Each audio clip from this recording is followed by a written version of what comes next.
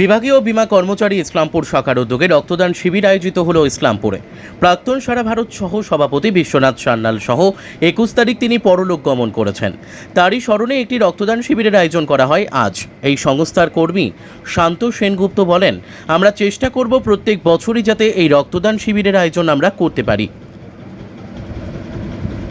এই সংস্থার আরেক কর্মী অনিল কুমার দাস বলেন, সারা ভারত AIA ও DIA জলপাইগুড়ির উদ্যোগে 75তম বর্ষ উদযাপন উপলক্ষে তাদের এই রক্তদান শিবিরের আয়োজন করা হয়। এখানে অনেকেই যারা ইসলামপুরের বাসিন্দা তারা রক্তদানে অংশগ্রহণ করেছেন। তিনি আরও বলেন, এই রক্তদান শিবিরে 30 ইউনিট রক্ত তারা ব্লাড ব্যাংকের হাতে তুলে দিতে পারবেন বলে আশাবাদী।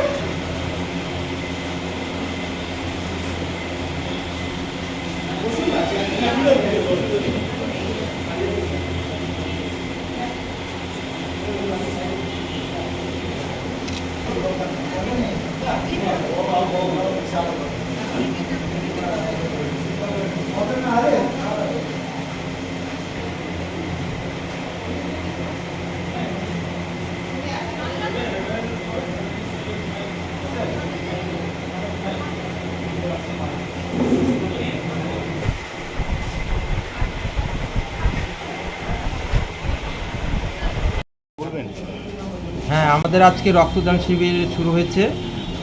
এটা আমাদের যে all India vice president Biswanath Sanyal ওনার স্মরণে, এবং আমাদের AIA আছে অল ইন্ডিয়া ইন্স্যুরেন্স অ্যাসোসিয়েশন এবং DIA জলপাইগুড়ি, এই DIA এর উদ্যোগে আজ এবং ভারতের 75 বছরের প্লাটিনামের জয়ন্তীতে AIA 75 বছরের 75 বছর পূর্তি উপলক্ষে আমরা আজকে এই রক্তদান শিবিরের আয়োজন করেছি। এখানে অনেকেই ইসলামপুরের যারা বাসিন্দা তারা রক্ত দিচ্ছেন, এখনও চলছে, আমাদের কর্মসূচি চলছে। কত ইউনিট হবার আশা আছে? আমরা আশা রাখছি যে 30 ইউনিট সম্ভাবনা। 30 ইউনিট সম্ভাবনা। কী নাম আপনার? অনিল কুমার দাস, প্রোগ্রাম। রক্তদান শিবিরে আজকে আমরা বিভাগীয় বীমা কর্মচারী সমিতি ইসলামপুর বেস এবং বিভাগীয় বীমা কর্মচারী সমিতি তথা সারা ভারত বীমা কর্মচারী সমিতি, যে আমরা সামাজিক কর্মকাণ্ডের মধ্যে আমরা জড়িয়ে থাকি। সারা বছর কিছু না কিছু আমরা সামাজিক কাজ করে থাকি, তারই একটা অঙ্গরূপে আজকের আমাদের এই ব্লাড ডোনেশন ক্যাম্প। এবং আমাদের সারা ভারত বীমা কর্মচারী সমিতি যে প্রাক্তন সভাপতি সহসভাপতি উনি 21 তারিখে শেষ নিঃশ্বাস ত্যাগ করেছেন, ওনাকে স্মরণে রেখে ওনার যে AIA এর জন্য যে কন্ট্রিবিউশন তার স্মরণে আমাদের আজকের এই ব্লাড ডোনেশন ক্যাম্প।